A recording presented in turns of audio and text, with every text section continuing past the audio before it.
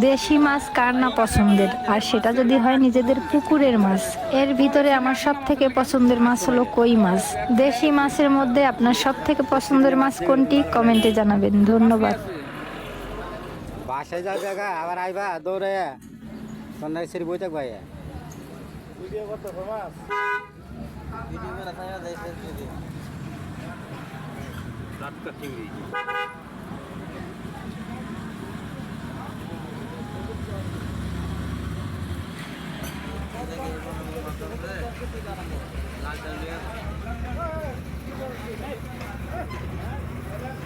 পিঠে মাছ তো পিঠে